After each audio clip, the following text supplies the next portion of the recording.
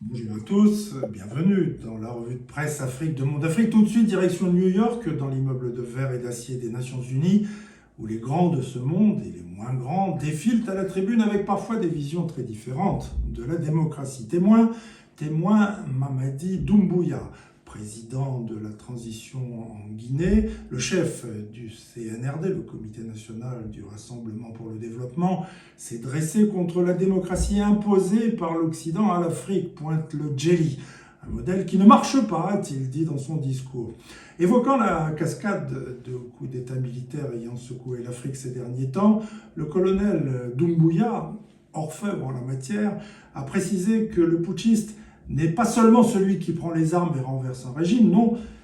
Les vrais putschistes, a-t-il dit, les plus nombreux sont aussi ceux qui trichent pour manipuler la Constitution afin de se maintenir au pouvoir, relève encore ce journal guinéen en ligne. Justement, au Gabon, le président Ali Bongo, qui a lui aussi tenté une nouvelle fois de s'accrocher au pouvoir en tripatouillant la démocratie élective, a été renversé fin août par des mutins, mais ça n'est pas lui qui est passé par la case prison. Non, c'est son fils, Noureddine Bongo, et pas que lui, ses compères aussi, avec qui il partageait le goût de la frime et du bling-bling. Et le quotidien gabonais L'Union souligne que Noureddine et sa bande encourent la perpétuité. Pour celui qui nous était présenté comme un possible successeur potentiel de son père, que la chute est ahurissante et vertigineuse, lance au Burkina Faso le quotidien Le Pays. Comme on dit à Abidjan, pour Noureddine, c'est gâté, formule ce journal ouagalais, autrement dit, c'est raté, ainsi passe la gloire du monde. Car les temps ont changé, veut croire notre confrère, lequel conseille la prudence à certains dinosaures de la faune politique africaine qui envisageraient de passer la main à leurs rejetons. Justement, autre rejeton sous les verrous, Mahamadou Sani Issoufou, fils de l'ancien président Mahamadou Issoufou du Niger, ex-ministre du pétrole de Mohamed Bazoum, celui que les Nigériens connaissent sous le sobriquet de Abba, a été placé sous mandat de dépôt et transféré en prison, et avec lui les ex-ministres de l'Intérieur et des Finances. Là encore, une affaire de fils d'eux, mais pas que.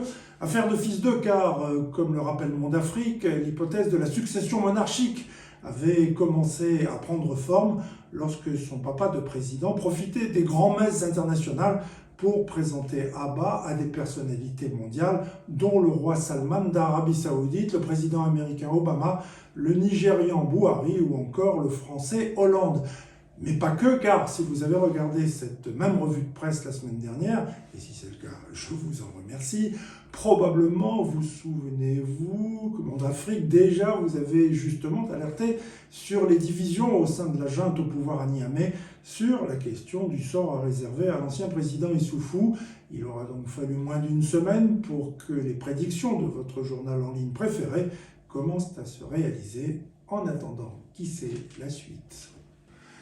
Restons au Sahel, où l'on a vu cette semaine que le Mali, le Burkina Faso et le Niger ont annoncé qu'ils avaient décidé d'unir leurs forces armées contre le terrorisme djihadiste en créant une alliance militaire baptisée AES, Alliance des États du Sahel. Pour le journal Aujourd'hui au Faso, pas de doute, c'est plus une alliance pour avertir la CEDEAO, la France et toute autre puissance qu'on ne touchera pas impunément au CNSP, le Conseil national pour la sauvegarde de la patrie, autrement dit de facto les nouvelles autorités nigériennes qui ont renversé le président Mohamed Bazoum.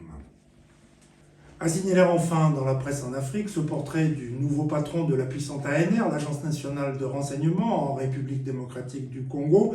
C'est le magazine Enjeux africains qui le brosse. Alors originaire du Congo central, le colonel Daniel Lusadusu Nkiambi Wansadio est tout à la fois médecin et militaire, lui qui conseilla jadis Étienne Tshisekedi, père disparu du président Félix Tshisekedi, dispose de nombreuses stratégies pour revitaliser, professionnaliser et humaniser les services sécuritaires et de renseignement congolais, tourner une page plutôt sombre et trouble de l'institution, assure Enjeux africains. Pour accomplir sa mission, le colonel Lusadusu Nkiambi Wansadio s'appuiera sur le discret et chevronné Robert Abel Nguama Bindele, lui aussi originaire du Congo central, et qui, pour y avoir passé une trentaine d'années, connaît l'ANR de la cave au grenier.